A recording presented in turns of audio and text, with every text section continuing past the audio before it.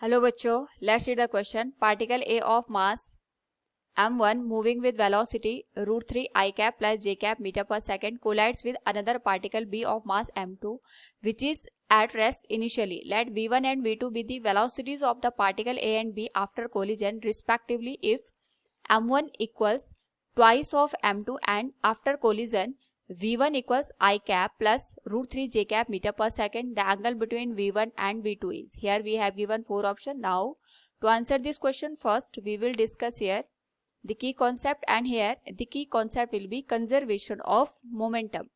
Now यहाँ पे अगर हम मोमेंटम के कंजर्वेशन की बात करेंगे तो वी हैव टू रिमेंबर कि in the absence of the external force हमारे पास जो इनिशियल मोमेंटम होता है that should be equal to the final momentum. Now according to the question यहाँ पे हमारे पास एक पार्टिकल दे रखा है ए जिसका मास m1 है, और यहाँ पे साथ में हमें ये भी पता है कि जो दूसरा पार्टिकल है उसके कंपैरिजन में ए का जो मास है वो 2 टाइम्स है.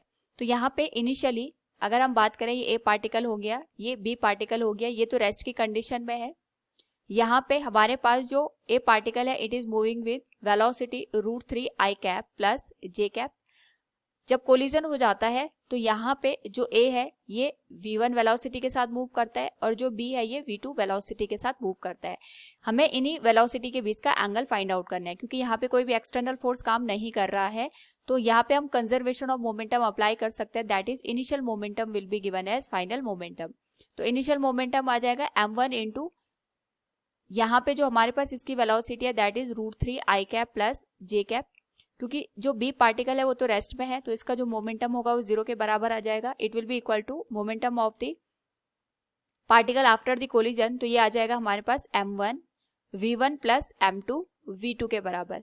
नाउ वी नो दैट जो m1 की वैल्यू है that is 2 times of the m2. हम इसको लिख सकते हैं 2m2 into √3 I cap plus J cap. It will be equal to m1 की वैल्यू आ जाएगी 2 टाइम्स ऑफ m2.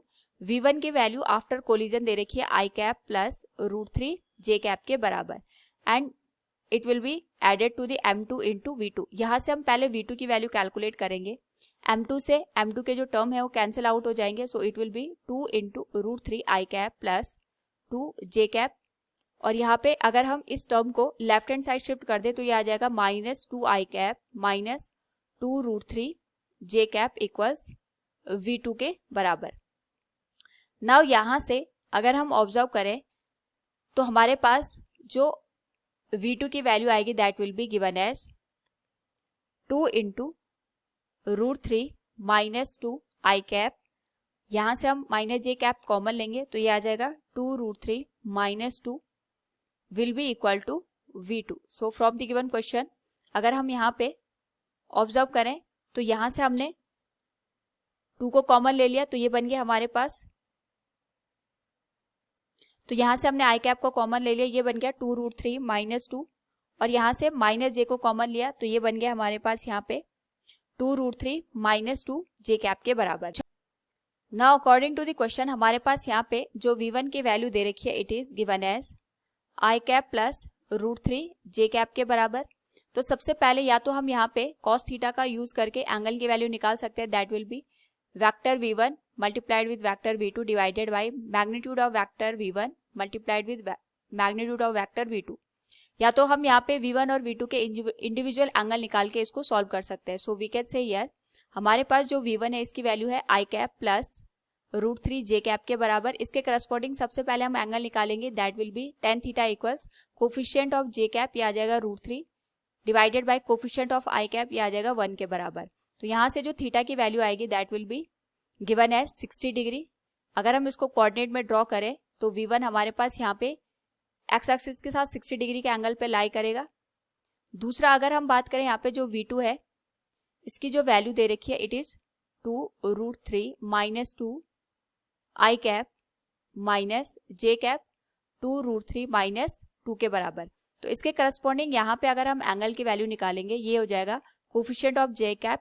तो यहाँ पे माइनस के साथ यूज होगा that is -2 √3 minus 2 divided by 2 √3 minus 2. Similar term है कैंसिल हो जाएंगे तो -1 वैल्यू आ जाएगी.